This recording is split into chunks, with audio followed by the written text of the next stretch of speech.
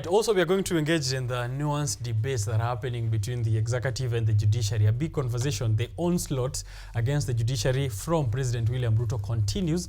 Even as yesterday, KCSE results were being released, he issued a statement saying there's going to be a serious crackdown on the judiciary. I'm sure it is somewhere there in the dailies, but just to give you some background information, the judiciary has been facing a lot of issues with the government of the day and the previous government as well. Just this past December, the Supreme Court refused to uphold, or upheld actually, that decision to expel from the bench of Justice Chitembwe, who's a judge of the High Court. And this is due to claims of bribery and interference with some of the issues which have been brought before the court in the past.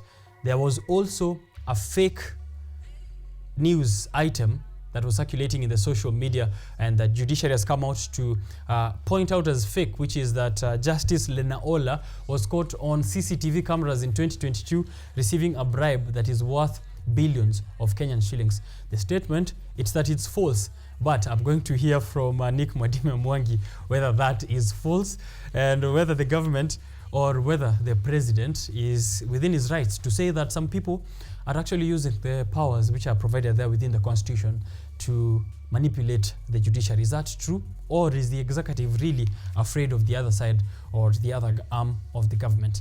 Let's see what the dailies have on the front line, and then I'll welcome Nick to let me know what his year looks like. Let's start with the headlines real quick, and then I introduce Nick to you. The Standard says Kabarak leads in number of A's, Alliance second.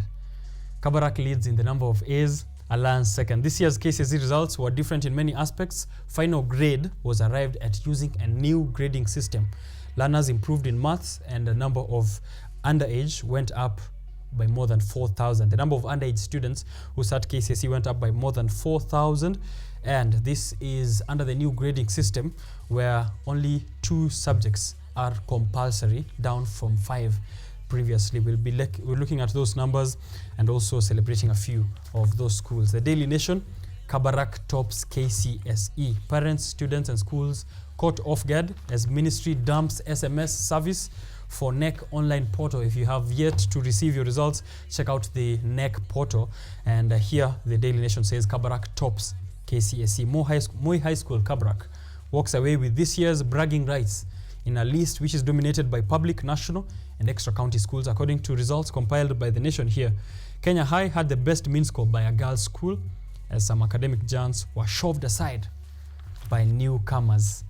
The Business Daily, cash-rich farms reap bumper gains from rising interest rates. Cash-rich farms reap bumper gains from rising interest rates. That's the front of the Business Daily.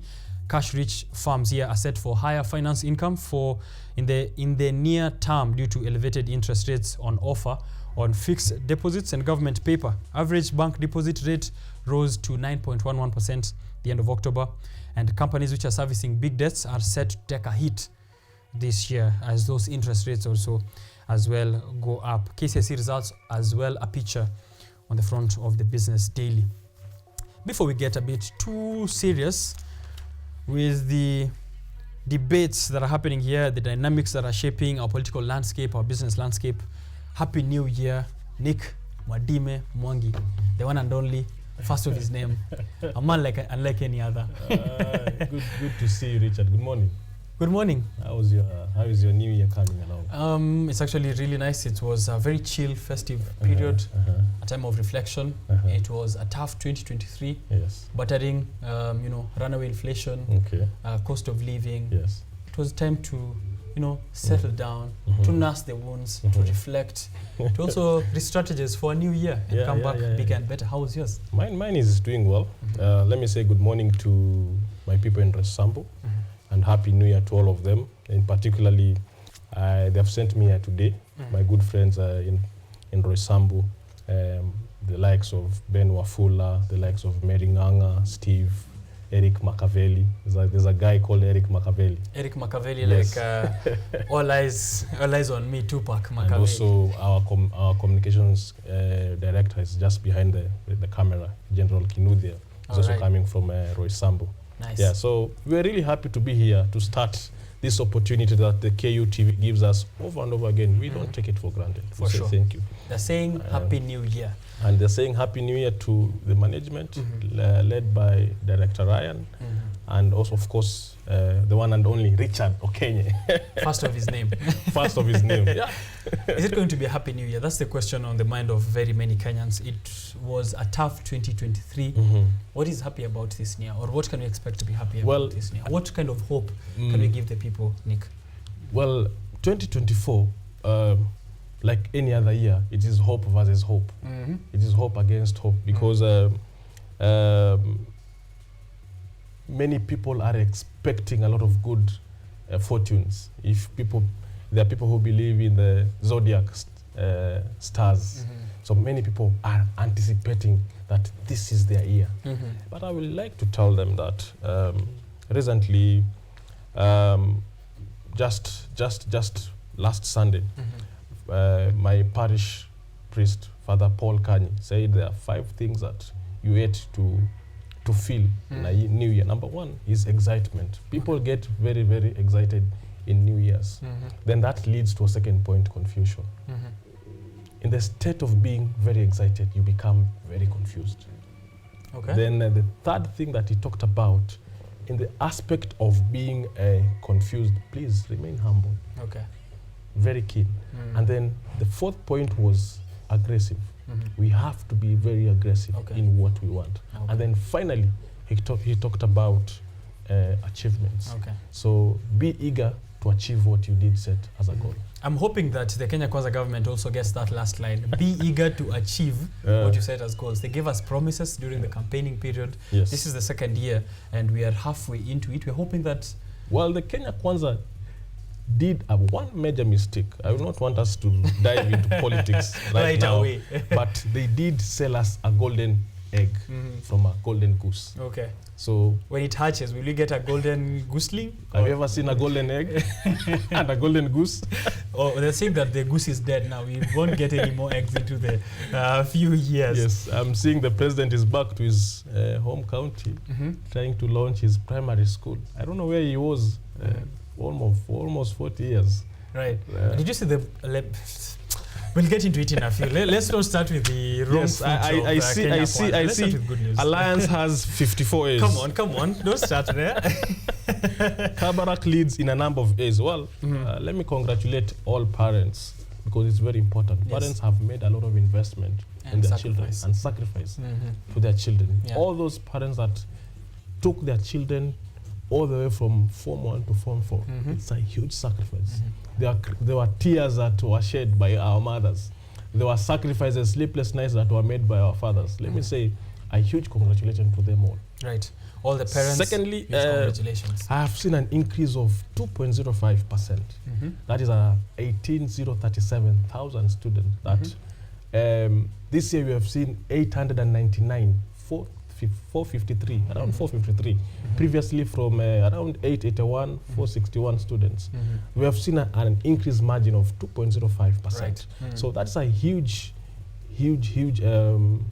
increased percentage of the education level. We have seen around, I saw yesterday the president has set a committee that has to sit down and tell him why over 3,000 students did not sit down for the exams. Or they do not turn up for KCSE. Yes. All right. Is it the issue of pregnancy? Is it the issue of drugs? So those are the things that... School fees. Right. So those are the things that I think the set committee is yet to find out. Right. Yeah. Just to remember also, I think this is the class that started the KCP in 2019. So we can say it's the COVID...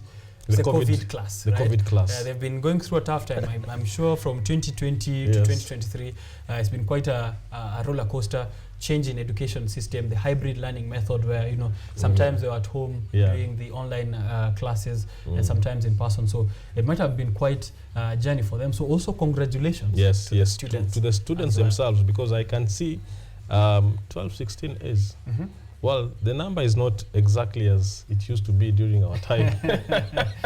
There were a lot of A's. Back then. Close to 10,000 in a year. But I really hope these A's also reflect to the legitimacy of the student, because it does not necessarily reflect to how you will pass your exam in campus or in college, because there are no marking scheme in campuses and in colleges. Even in life. Yeah, even in life. There are no marking schemes in life. There's no marking scheme. So I want to honestly congratulate all the students who got C+ and above and who will be joining the colleges, the tertiary institution, also the universities. And that's where we come in. Because some of them even in MKUSA. Yeah, coming through this morning our national chairman, Honorable Faris Jen, has released a statement congratulating all the students that sat down for the KCSE, and also all of them that will be joining campuses, universities, TVETs, and of course he gave an encouragement statement to those who felt that their expectations were not met. Right. Yeah. We've talked about the good side.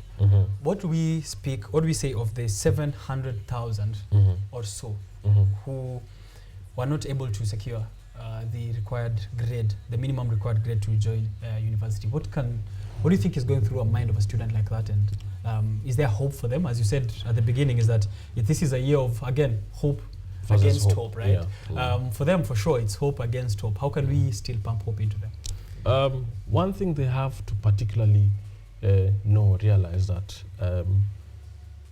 KCSE, or the model of KCSE, has been modeled in a way that to design or to make people know that the one is smarter by passing the exams.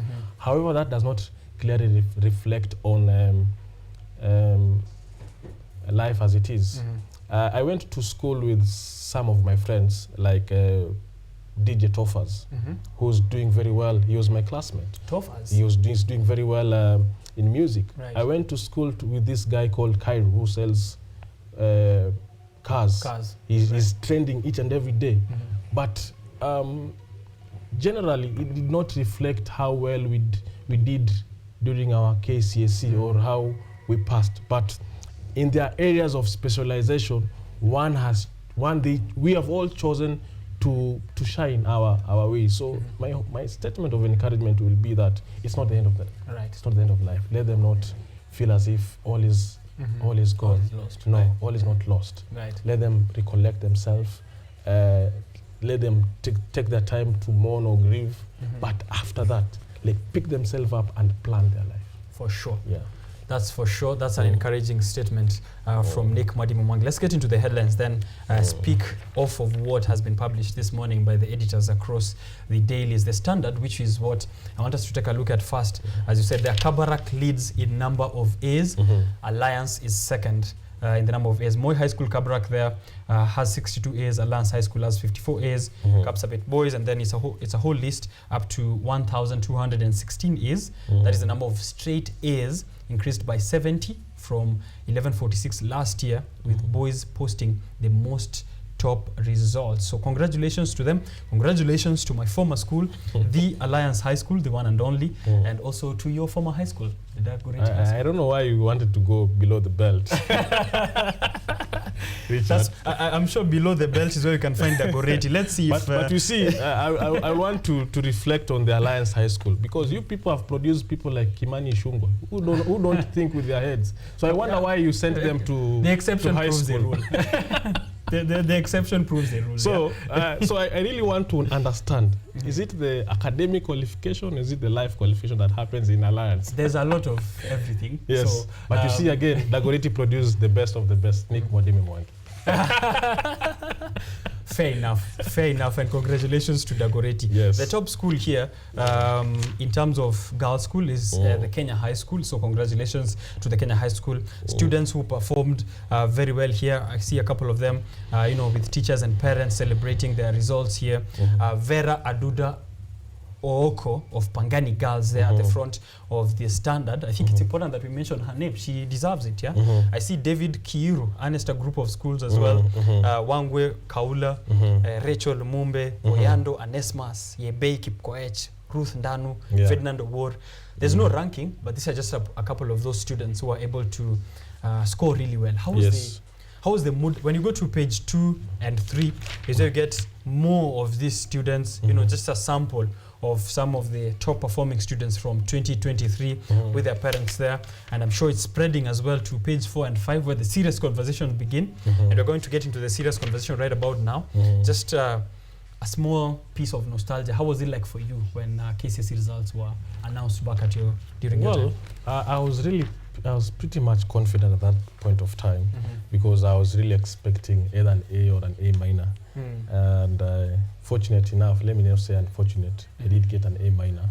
So I then enrolled into chemical and petroleum engineering by that point of time. That was around in 2013.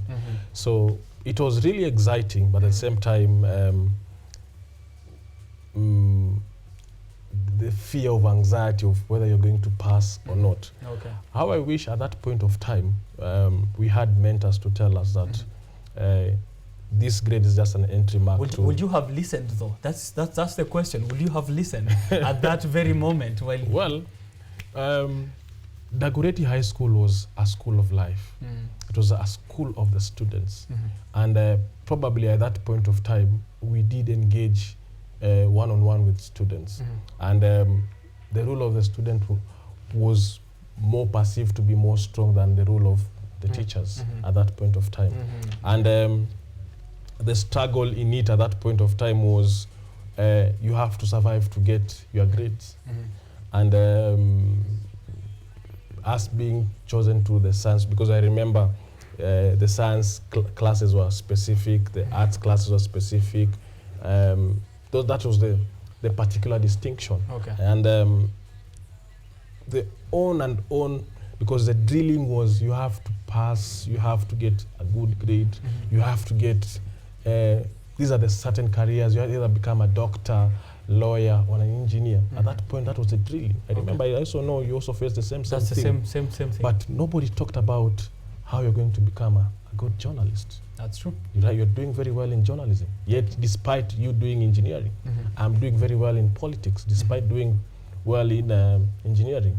So at that point, I think where education needs to go towards the direction of not drilling students to believe that they have to become doctors, they have to become lawyers, they have to become engineers.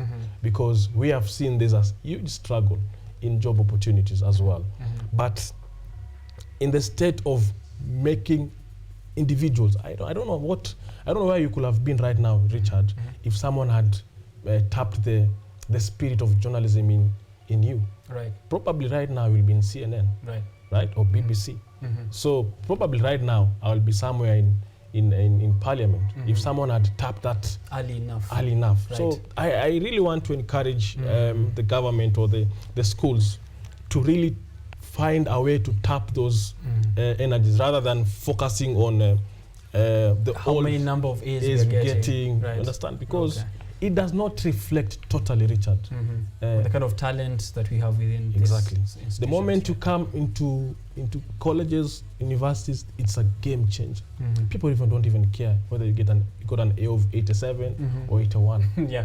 They don't even, it's not even perceived to be a common statement that I'm sure these KCSE students are going to hear for the next, at least for the first month in which they're in college is, you know, ulikuwa alliance lakini tuko hapa na wewe hapa tuko tuna ground tuko na wewe hapa KU kwa common unit pamoja hapa. So and we have it's important that we have a wholesome conversation in what kind of skills we want to impart in these students and not just necessarily what kind of grades they are. We have recently seen Richard, there are guys that also who did not do recently we have seen I don't want to mention his name by camera, but we've seen a guy who practiced law very well. That's a tapped talent without even going to law school. We've seen somebody doing more than 100 flights without even going to a piloting school. Aviation. Yes, we have seen people performing surgery. Unfortunately, it's very scary. Without even stepping to the articulation in talent, we really need to tap into that. That's for sure. On page 4 of the Standard, more than 20% of all candidates post-university entry points as results have been released.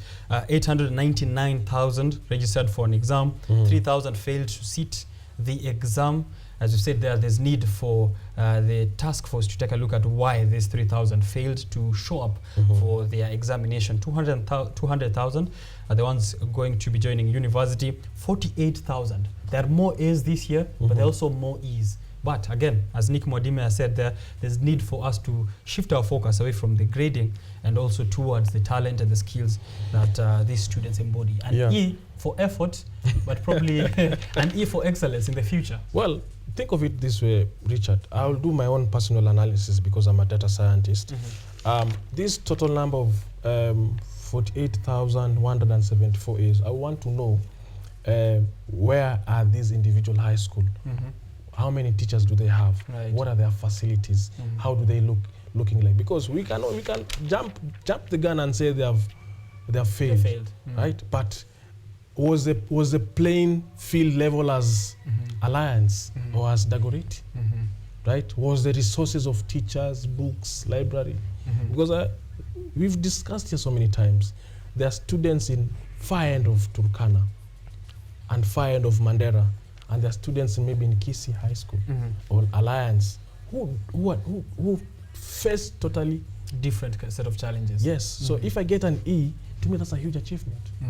And the whole community celebrate because I have finished the process. Right. I have finished the race. I saw a village in Nyeri where they were celebrating right after the KCC exams were finished. They were celebrating one boy who managed to finally get to Form 4 because you know there's a lot of challenges there. No one ever gets to sit for their KCSE. Extremely challenges. I know, especially people coming from violence community, the Turkana, the regions within the Ma community, regions within the northeastern community, going to school and finishing the Form 4 level, the O level. It is a huge achievement. Right. So I'm not in any way trying to justify the number of E's, but I will want us to do a proper assessment in terms of resources, in terms of facilities, in terms of even teachers. That points us to a new issue, which is there a possibility that then the system has failed this particular set of students, given the areas of insecurity, the areas such as where the president was visiting yesterday, including his own nursery school? You can take a look at the setup. You know, we have a very cliche statement which is these are ballo, they are polling stations. You can take a look at the infrastructure or lack of infrastructure thereof in some of these places. We are speaking about the lack of distribution of funds into some hard to reach places, but you know, ballot papers are able to get there, political campaigns are able to get to the far corner. Here's the system failing them, and this I'm going to tie it down to some of these students who have failed to show up for the KCSE examinations. You know, maybe you know, why sit for an exam at all if you know the state has already failed? Well, the unfortunate bit, Richard, I will say, we are still living in the ages whereby where you come from really matters. That's the unfortunate bit. Where your president comes from really matters. That's the unfortunate bit. And I'm hoping in the near future as we develop as a country, the issue of how education needs to be devolved per county, it's really important. Me as a governor, as an incoming governor of Nairobi County, I need to do an assessment. How many high schools are there in Nairobi, right? How many teachers do we have, for example, in Dagoretti and the Jamhuri High School and Alliance, right? Is there, let me say, a formidable equity measure of in terms of resources, in terms of facilities? At the same time, I moved down to Mandera because I know we have a governor in Mandera who is facing totally different challenges as we are facing in Nairobi. How do we devolve Mandera so that students or pupils that are going to high school have faith in the education system? All right. Have faith in the talent system, because we are yet to be or to go into the first or second world countries where they fully rely on talent system base. We are still in the ideology of you have to go to school so that your doors open, right? If we cannot if it will be a really challenge for us to evolve to talent if you are still struggling at the education based ideology of you need to go to school. So it's very unfortunate that your sentiments are very true. Okay. That a lot needs to be done. Okay. So many students are feeling and they're underwear trying to imagine that this government, or other system as you call it, is failing them over and over again. Right. Yes, they are having less hope in the education system. And they're getting up to join the higher institutions of learning, where there's a new funding model which is awaiting them at the doorstep. There's a lot of challenges in terms of help, disbursement of funds. And I just wanted to ask you real quick, to bring you in on one of modern day fallacies, or as Joshua Omedi on Twitter is calling it, this is a modern day fallacy. However, another one, Victor Moshere, is saying this is as true as the light of day. A students work under C students, B students work for the government, D students own businesses, and the E students become politicians. I didn't see that coming. Is that the case? Can we say this to be true, that A students are never going to be successful, that they will be working under C students? Well, that B students will be working for the government. According to statistics, 85% of that statement is very true, because this is a person who has been drilled only to survive by books. He cannot survive outside the books, outside the educational environment. So that's what they say. You need to be work hard and work smart. You need to be also street smart, understand how the street runs, because we did learn evolution, for example, evolution of Charles Darwin theory in Form 1 in history. But does it totally equate on how it's happening on the ground? We did learn that 1 + 1 is 2. But does it get you the money? Right. When you get to Nairobi, will you add 1 + 1 and get 2? Yeah. Or will you add 1 + 1 and add it to someone else's pocket? There are people who are doing 1 + 1 and they're getting 10. Okay. That's a whole other conversation. Yes. Because in Nairobi, that kind of mathematics is suspicious. Yeah. But yes, is the university model ready to take in this kind of changes? We are speaking CBC, right? This is there's a new grading system for KCSE, which is effective as of the results announced yesterday. KCP last batch sat KCP results KCP exams last year. So now we are fully transitioned into CBC. We have a new funding model. Is the university curriculum ready to take up these students? Do you feel, as someone who's been at the helm of student leadership, taking a look at how the development is like for higher institutions, is the curriculum in higher institutions of learning changing also to facilitate this new future that we envision for education? The unfortunate bit, Richard, we are in a situation whereby the Ministry of Education is failing the higher learning sector. Number one, the new funding model system, it is still not very clear. And I don't know why students are really quiet about this, but it's really a burning issue here in Mkusa, because parents are paying thousands and thousands of money to take their kids into school. The new funding model that was very experimental, it is very hurting to the student who recently joined first year this year. And the unfortunate bit is, and the alarming bit is, even the students themselves, they're not willing or eager to speak it out.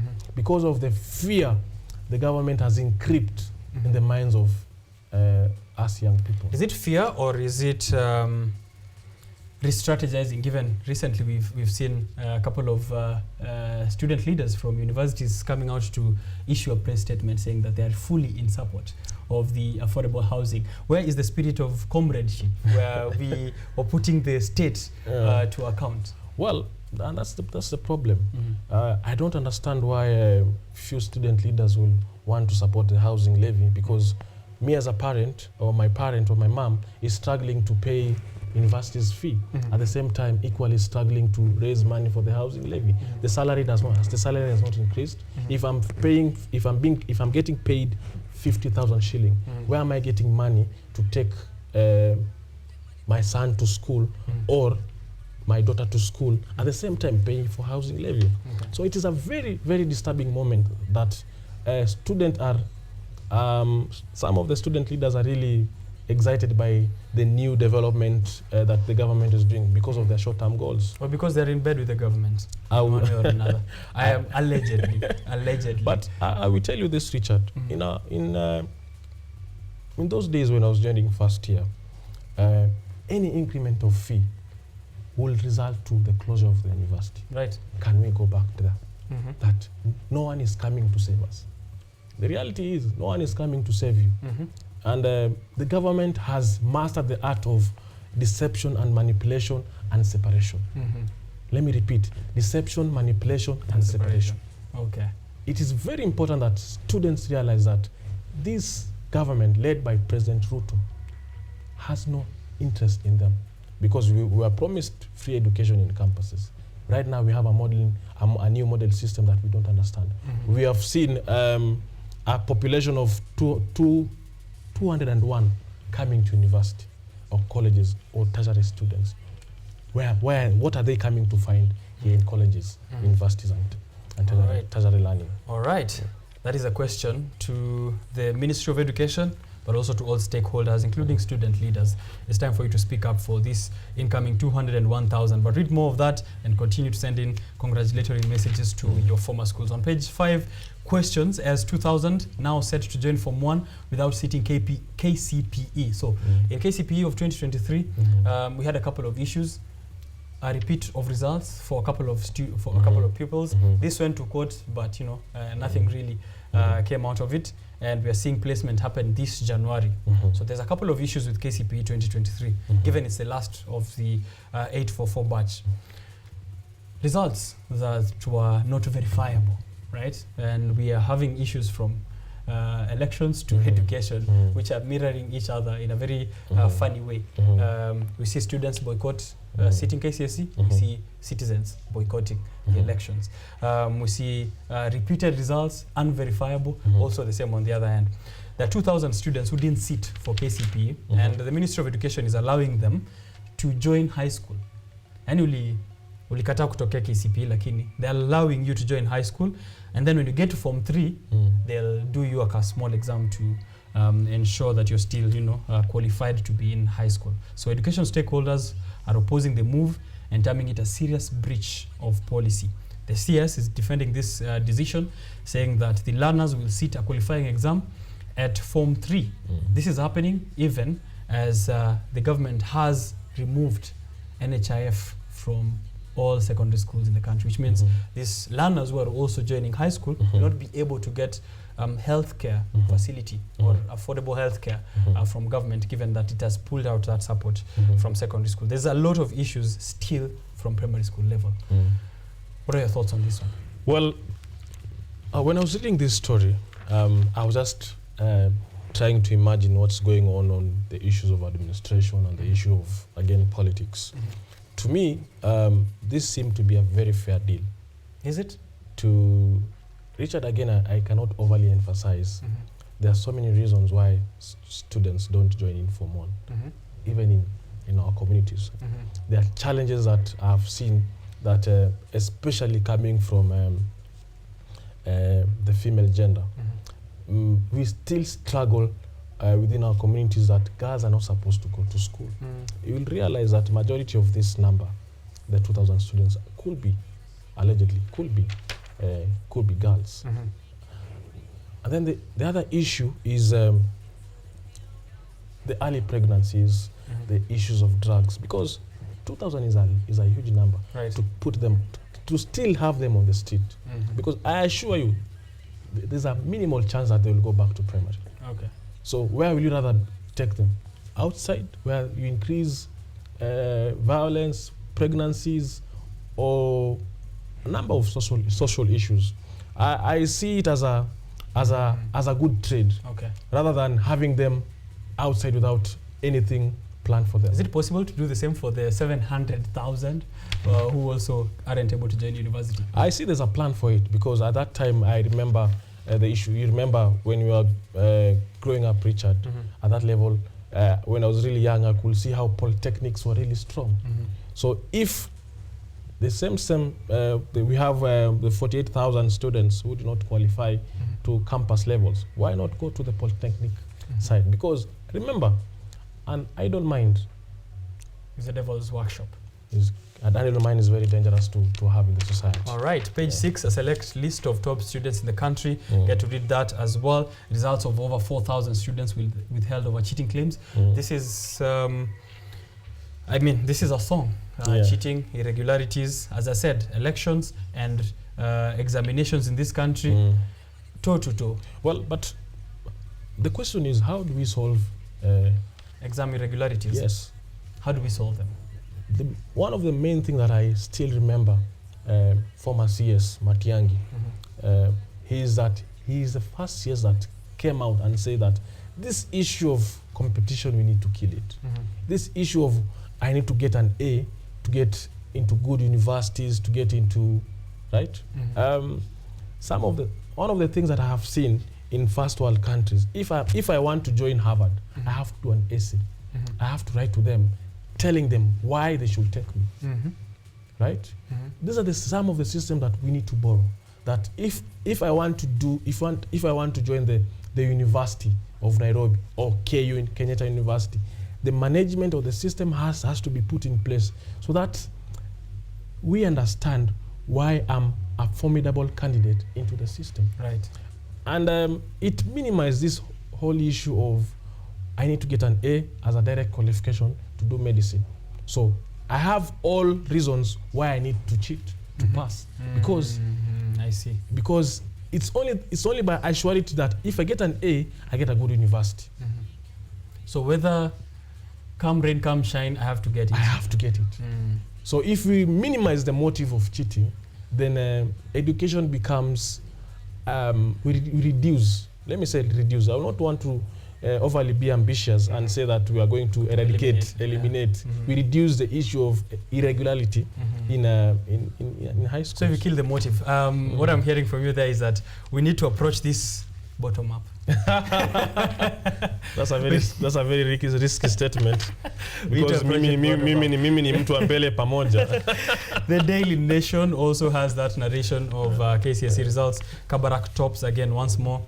Select list of top performers regionally and also in the country, top schools nationally as well there. According to main score, Kabarak High School still tops. So it tops in number of A's, also tops in the number of, in the main score. I don't see any of the alliances in the top 10 of schools nationally. They should pull up their socks or whatever they're doing over. I just knew this statement had to be dragged back to alliance. But you said the issue is Kimani Ichung'wah, the member of parliament.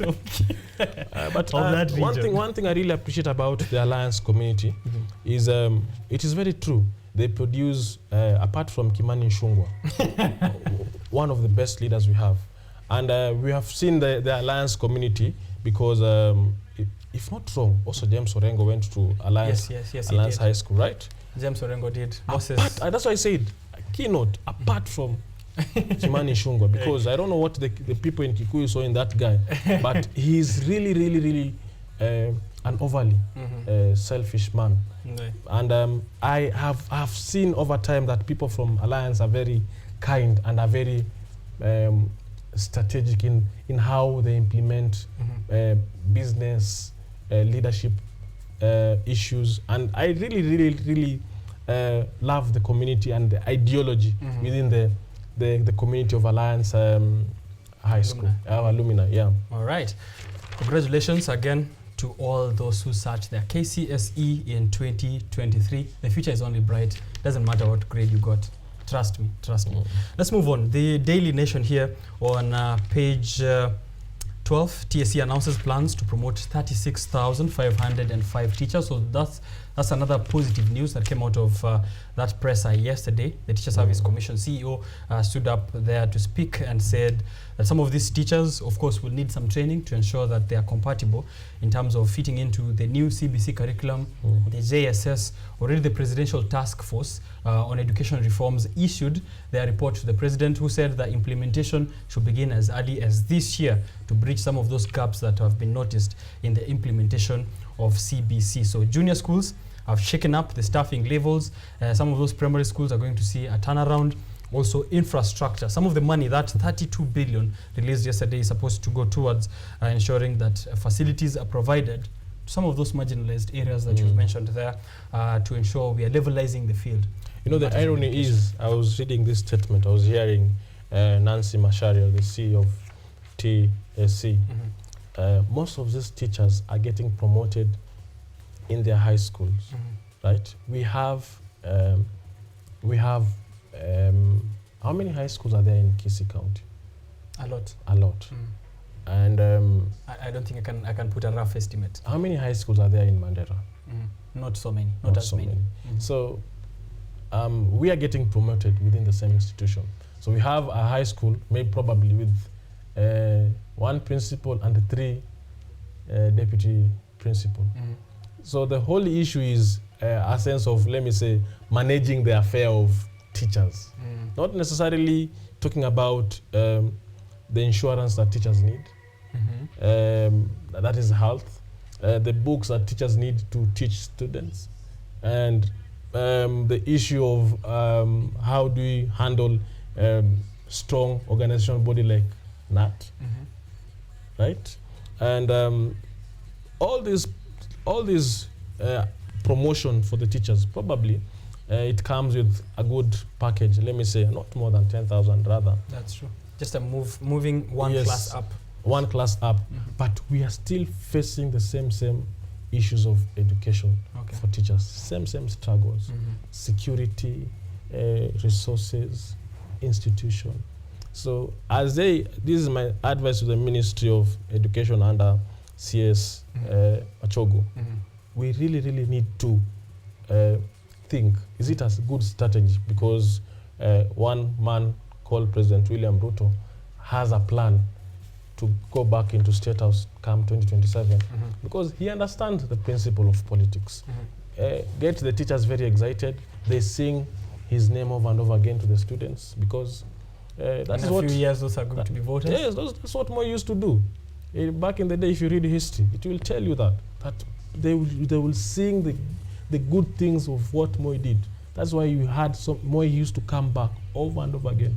To the schools? Yes, so it is a good way to run the institution, but we are very alert as the young people. Yeah. Right. Page 16 of the Daily Nation. University education is facing funding crisis, as you said there, as 200,000 make the cut. So those of them qualify and are eligible for state funding. Yeah. But is the state going to give them funding here? Thus, you can read on that analysis of the crisis that high institutions of learning are going to face come the enrollment of this 200,000 plus in September of this year. And I assure you, Richard, we'll be here discussing this year, me and you, because earlier last year, mid of last year, MKUSA, that is Mount Kenya Colleges University Student Association, under the leadership of Faris Jane, we did a presser. We were really agitated that the government is making changes in the education sector, especially the higher learning, without involving the most important stakeholder, that's the student. HELB, there's a new structure of applying HELB. We are still struggling in application of HELB. It is still a nightmare.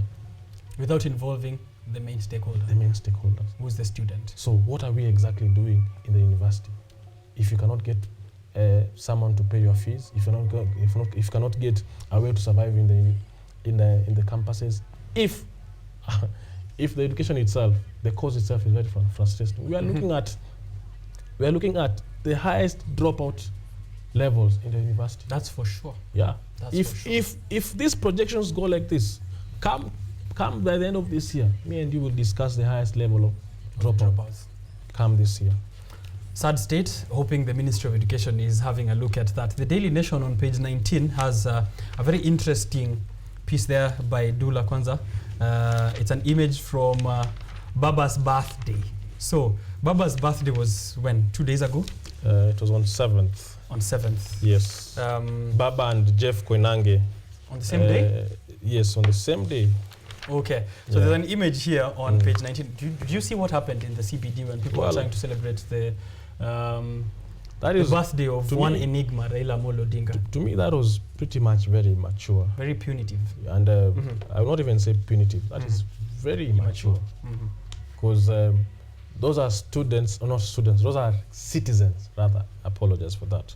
Citizens and taxpayers who are not disturbing any peace that deserve to be tear gassed, who gathered to celebrate one historical man we have in this country.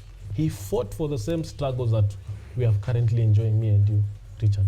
Now, it takes us back to time memorial. That are we still going back to that country whereby we have no rights to come together, no rights even to celebrate our birthdays? Because I cannot see any ill motive of people coming together just to remember one of the historical people we have in this country. It's a very sad state. Very It's sad actually state. nothing to laugh about. Yeah. If this is orchestrated by the government, I don't know. The bar keeps getting lower every day, doesn't it? IG Kome needs to publicly come out and apologize. One, to Right Honorable Raila Odinga, and two, because Right Honorable Raila Odinga is a statesman, and then he needs to apologize to the citizens of Nairobi, the citizens who came to celebrate Baba, because today we can say it is Baba, but what happens when William Ruto also comes out of power? Because power is transient. You have seen people come and go. Right. Yes, and I remember in his own word, he used to sing, power is transient. We are going to remind him that power is transient. Power is transient. Right there below is an opinion piece, and I want us to use it as our point of reference for this set of conversation. Why Ruto needs a free judiciary. President William Ruto has been raining down on the judiciary, and it's not without its own issues. However, there is, and I think this is a widespread, you can correct me if I'm wrong here, Nick, and it's been the case even for many Kenyans that we tend to assume that the executive is the government. But the executive is just one arm of the government, right? The president is not the head of the elections last year were not for the government, they were for the state, the head of state, right? We already have other arms of the government. The judiciary has its own president of the Supreme Court. The legislature has its own, speaker of both houses, and it's supposed to be an independent arm on its own. But it seems that the long arm of the government only extends from the executive, and then in a rich empty coffers, in a judiciary, and the legislature there as well. What do we need to do in your own POV before we get into the details of what is happening with Ruto and the judiciary to ensure that there is why Ruto needs a free judiciary? How will we ensure a free judiciary? One, we are guided by the Constitution, right, which is a supreme tool we have in this country.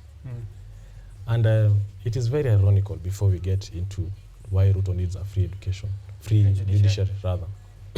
But also education, I mean, on a number of key issues in the Constitution. The first thing that Ruto did when he came to power, he appointed alleged judges who were deemed to be corrupt. Now he cannot tell us in his own words that judiciary is corrupt.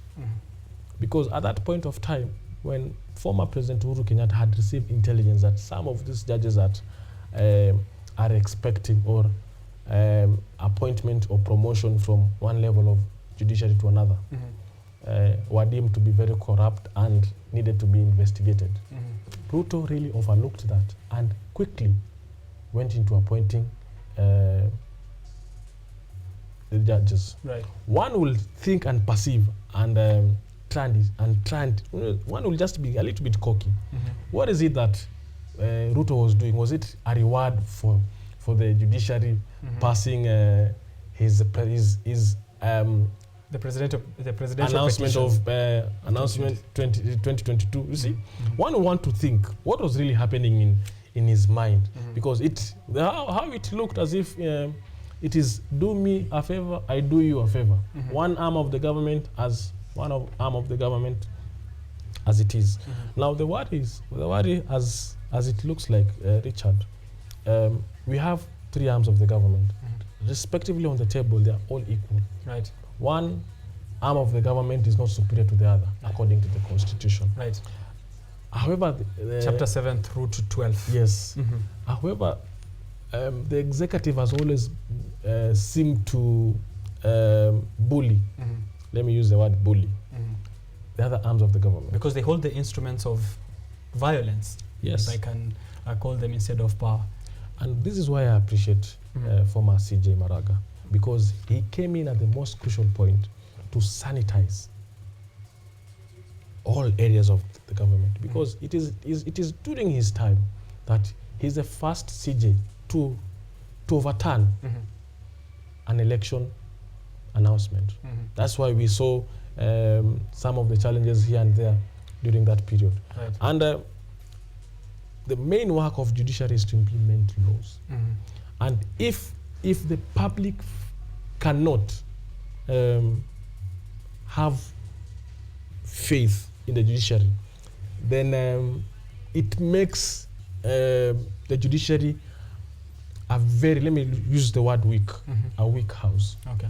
And what President Ruto is trying to do, he's trying to alert and try to manipulate the public to believe or to see that judiciary is very corrupt. And come 2027, in any case, if he does not win, because I know he will not win, and go back to court, and he'll find a reason to say that, you see, I told you earlier that judiciary is very corrupt. You know what he says now?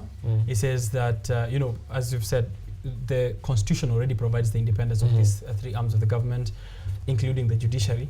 However, President William Ruto is claiming that there are people who are using the same constitution to manipulate the provisions and the privileges so that they can be corrupt right inside within the judiciary itself. But you see, his ways of looking corrupt people or corrupt judges is very ironical.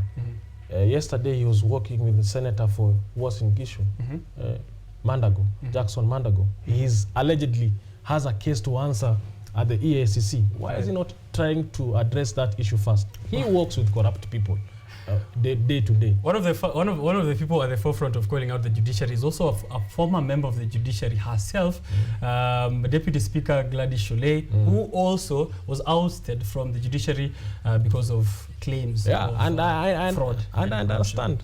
They are playing a lot of politics around judiciary. So is it the president doesn't have people who give him advice, or he doesn't listen to advice? The president is trying to make the public lose faith in judiciary. Because if somebody steals a small thing like a goat and goes to court, will you believe or will you trust the judge to give a fair ruling after the president has said the judges are corrupt? No matter how small it is, I will still have that small doubt in my heart that the president said these people are corrupt. Exactly. That is what he's trying to do in the long run. And that will mess this country, because the only hope we have for this country is the judiciary. Because when politics are involved on the table and we have dad and mom fighting over bread, it's only the judiciary that's going to help us. Right. The subversion of the sovereignty of the people of Kenya is at stake at this point. At this point. Right. It is at the crucial hour that I beseech all Kenyans, they should not trust and believe words coming from the president. Right. Because he is speaking as the president of the Republic of Kenya, but as a politician. He didn't utter those words, honestly, in State House. Because State House is very monumental. That is why we swear in the judges. He spoke them in a church. As a matter of fact, in a funeral function.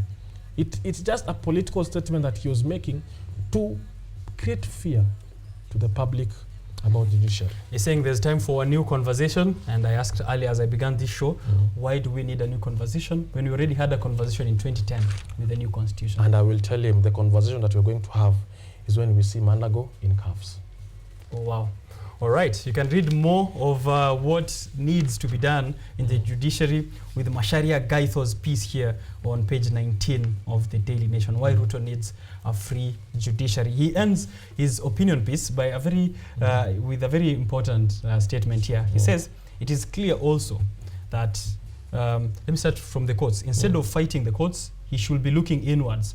That is where the problem lies, in tendencies to round things through before considering the likely ramifications and ensuring adherence to procedural and legal requirements. It is clear Also that the president lacks in his court men and women who can be trusted to tell him when he is naked. He either does not listen to advice and simply has no people to give him sound counsel. He's just answered my question there. The sycophancy that dominates could be his downfall. I totally agree with Mashara Gaido.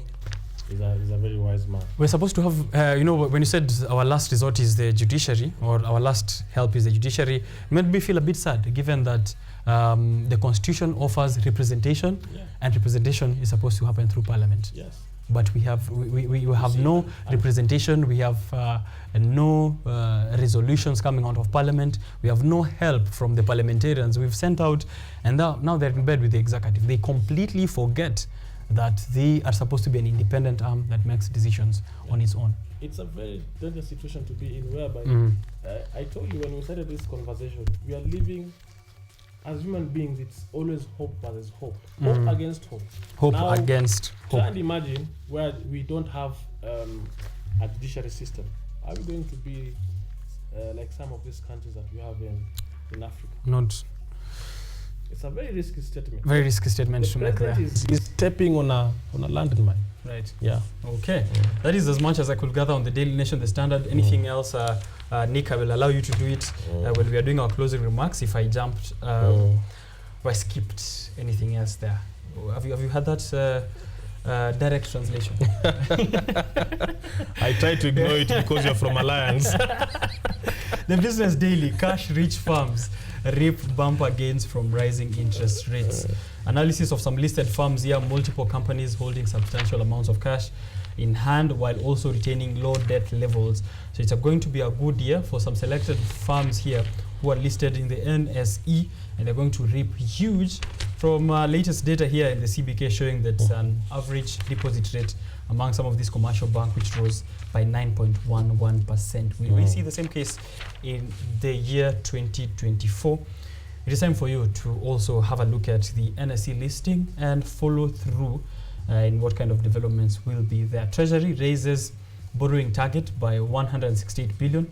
The government is going on a borrowing spree again, based on the projection of lower tax collection, even if the tax base has already increased. However, they have seen that it's going to be revised down by 210 billion, which means we are going to increase our borrowing into the new year. State funding pressures as over 200,000 score varsity grades. We already spoke that on the Daily Nation. The number of candidates who met the minimum university cut to qualify to join university this year, some 200,000 who are now signaling more pressure for higher education funding. And according to Education CS Machogu there, some funds have been released to high schools, and the new funding model should help these 200,000 The president students. said earlier, I think yesterday, he said that he released 10 billion. And my general Kinude was asking me, where is this 10 billion? He keeps releasing money that don't see. He says that this money will hit the accounts this week, so the principals waende wa check. Waende washinda refresh. No, the way he's making the conversation, it is as if he has the phone and he's sending an M-Pesa message. Disbursing. Dagoretti, hi, I've sent your 2 billion there. Yeah, so let us know if it actually helps. Shilling is depreciating faster despite the CBK interest rate hike. Again, this year we are being reminded to invest in money market funds which are backed on the USD. Isn't it sad that, I keep saying that statement here on the show, but I feel unpatriotic, but it's the right thing to do, to ask Kenyans to invest and save their money in USD accounts rather than in Kenyan shillings, when we should be excited about our own economic projections and economic growth and investing in shillings, investing in the economy. But for us to prosper within the tough times, we have to invest in USD. Well, I will answer your question. Is it giving Zimbabwe? I will answer your question in this manner. When you go to Uganda, the Ugandan shilling versus the Kenyan shilling is 1 shilling to around 27 Ugandan shilling. So I don't know what you're telling Ugandans, that they're supposed to save their Ugandan shillings in terms of Kenyan shillings. Kenyan shillings. I think that's how I will answer your question. That's the top-up model. You should top up your account in Kenyan shillings if you're in Uganda, ukikuja Kenya. Yes. You move up to the US. Because when you go to Uganda today, you're a millionaire. With 1,000 bob. With 1,000 bob. So it's something that we need to slowly, carefully think about. Yeah. But the CBK governor, together with the President of the Republic, need to do something in terms of the reserves we have in the treasury, and as well as encouraging more of exports, so that we have more of these USDs coming into the country to slow down on that depreciation. I'm really concerned because on the last page of the Daily Nation, Treasury borrowing up by 168 billion. Right. And on low tax netted. I could not understand what the editor was trying to communicate. Is it that we are trying to, the government has finally decided to cap on the issue of tax? Or is it that we are going to borrow more and we're going to have low taxes on our pockets? They're saying no matter the number of taxes you think the government collected in 2023, they are not enough. There are low taxes, and therefore in 2024 we are going to increase our borrowing, and that is going to go up by 168 billion Kenyan shillings. 2024 is also the year we are expected to repay our Eurobond. It matures this year, so it's going to be chaotic in terms of finance. I am really worried because we elected, or most Kenyans elected, because I did not elect this president. I will not fear with any fear of any contradiction whatsoever. Most Kenyans elected this president on the basis of borrowing. That my current party leader allegedly borrowed more during the 10 years tenure. That is what the current president used to sing on rallies, on top of cars, also in churches. But right now, as it may, that within just 1 year, we had a loan of 4.4 billion. Is it 4.4 trillion or billion? Trillion. Yes, 4.4 trillion. It's really going to be sad because these are the projections, and how I'm looking at the projections come this year, because we are seeing that we are borrowing a lot of money, but there's very little that is happening. We are currently struggling. Do you know, Richard, that we are having high schoolers going to school very soon, into high school, but we still don't have money for CDF. He said yesterday in his county that he is going to allocate 100 billion for CDFs, but parliamentarians are saying that there's no CDF money. So what exactly are we doing? Why are we borrowing so much money? Why are we taxing heavily Kenyans, yet we don't see the money? And then we say we have not taxed enough. Yeah. So that's what's happening at the back of the Daily Nation. A good reminder there by Nick Mwadime Mwangi on the kind of borrowing spree that the Kenya Kwanza government is on. Just on its second year in power, we have 3 more to go. We have 3.5 more to go, and I'm sure by next year we'll be politicking. Yeah, 2025 is politics. It's politics as usual. Very sad state, right? Yes. While we're speaking on politics, so that we wrap it up around there, the US is also going for elections this year. Yeah. A third of African countries are also going to the polls this year. It's going to be quite a busy one for political commentary and also for diplomatic ties and relationship. What are you envisioning? At the back of the Business Daily, we have former president who's also a Republican presidential candidate this year, Donald Trump, who was impeached, by the way, and is back bigger than he was impeached in the House of in the lower house, not in the Senate. One thing I'm really worried is the Democrats have a weak candidate. And who's that? Sleepy Joe? Yes, His Excellency President Joe Biden. Yes, and one of the grievous mistakes that Democrats keep making is that the more they go into personal attacks to Trump, former President Trump, the more popular they make him. So I will urge the Democrats, please leave Trump alone. Play at different levels of politics. Otherwise, this guy will come back. All right. Yes. It is very sad. And because whatever he's saying, Trump said that during his tenure as president, there was no war. But during Biden time, you've seen with Ukraine, you currently see Israel and Palestine. So those are the things that really they really excite the Republicans. During his time, he talks about economic struggles in USA. There were minimal economic struggles. During Biden times, you've seen lots of economic struggle. We've seen a lot of inflation in the US economy. And majority of the voters, let me say, they share the ideologies of Republicans. Unfortunate for Trump, because it's still a discussion point here in Kenya, the LGBT community still are behind Biden. And according to the recent statistics, the number is growing, but the voter turnout each and every day. I really hope the Christians are going to save Trump. Also, he still has legal woes, so still pending his legal woes. Then we can see if he gets through to nomination. Of course, you know, the funny thing about the laws in US, there is state law and also there is federal law. So according to certain state, it does not equate to a federal law. Not unless the federal law withheld him from participating in an election. The state law can always the be man is appealed. going through. So you're very confident that we'll be sitting here with Trump as president at the end of the year. Trump, if the Democrats don't play their cards very well, this guy is going to return with a bang. Global polycrisis, that's what they're calling it. Yes. Global polycrisis could yet have a not so bad ending. That's what's going to happen there. But in Africa, there's going to be elections starting from here, our neighbors in Rwanda. Yes. Do you expect Kagame to go again? It's very sad. Go at it again? Speaking of President Kagame, I don't know what's happening in Rwanda because the levels of dictatorship are going very high. We've seen the... But it's supposed to be the model country of East Africa, isn't it? Ironical, because Rwanda city is the most developed country. City, not city, in Africa.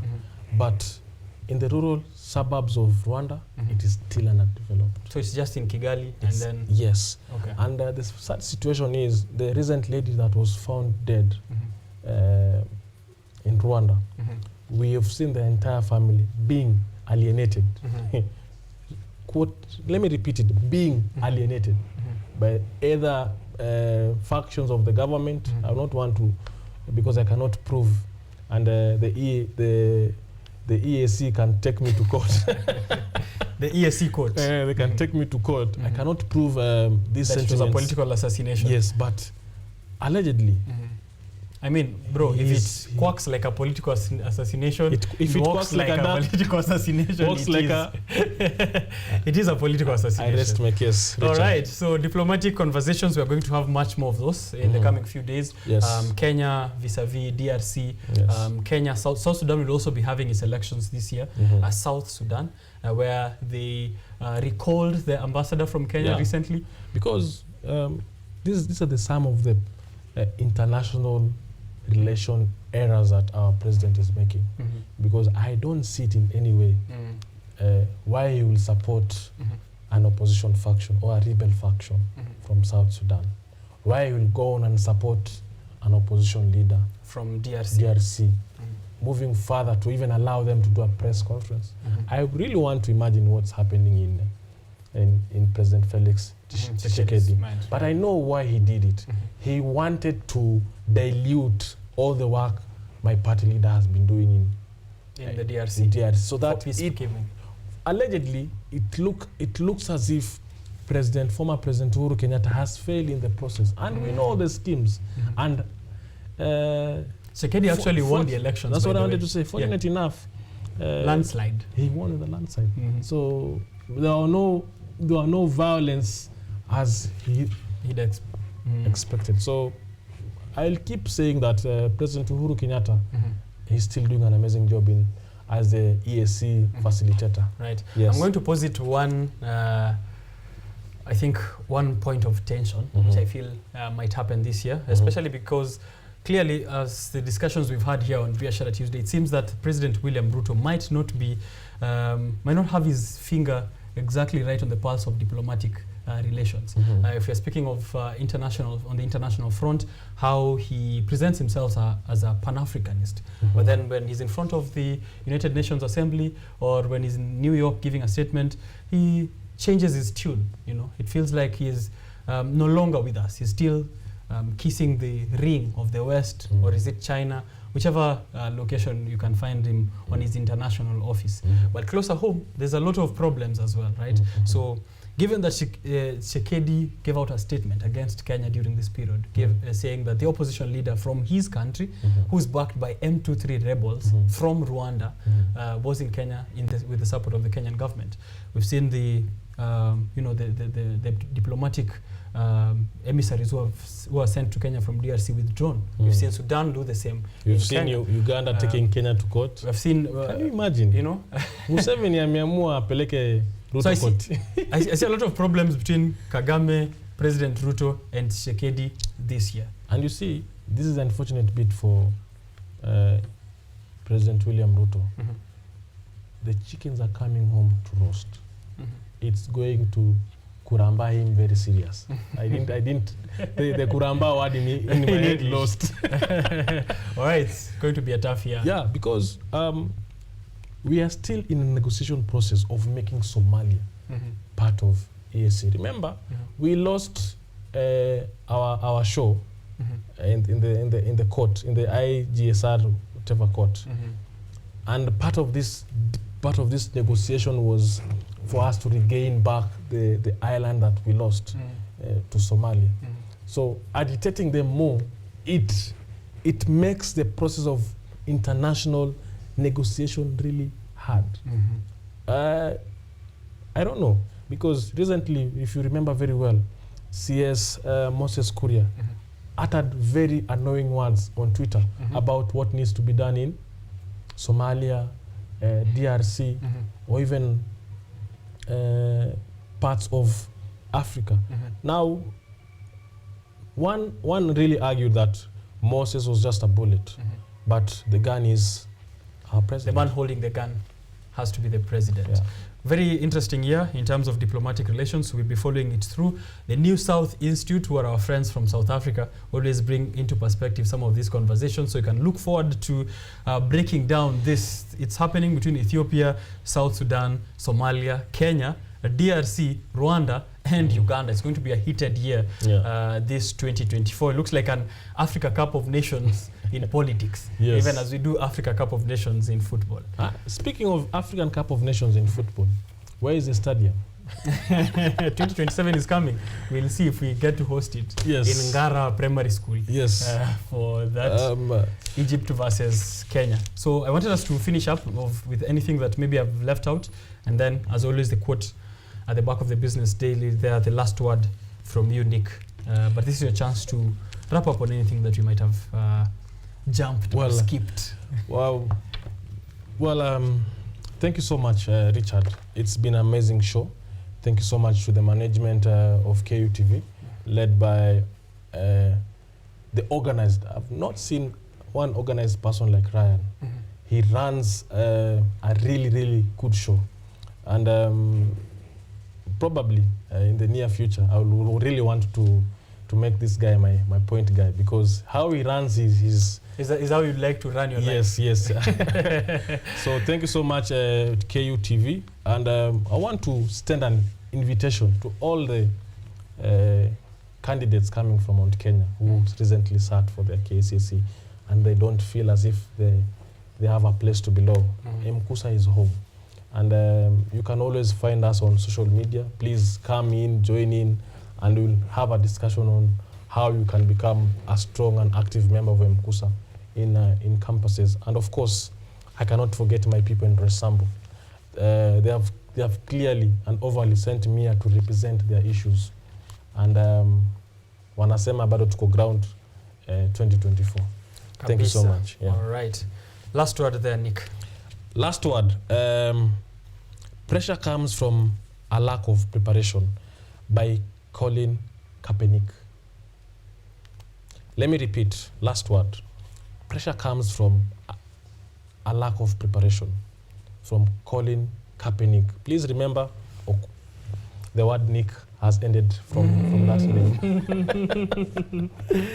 All right, that's a former American football player. Yes, American civil rights activist and a football quarterback. Because I remember during that Black Lives Matter, he was the first person to take the knee. All right, and that is how he was disqualified from participating. Yeah. Okay. So good guy there. Good guy. Yeah. Pressure comes from a lack of preparation. Let me take a short break, a cup of water, and then I'll be right back here. Biashara Tuesday is still live on air.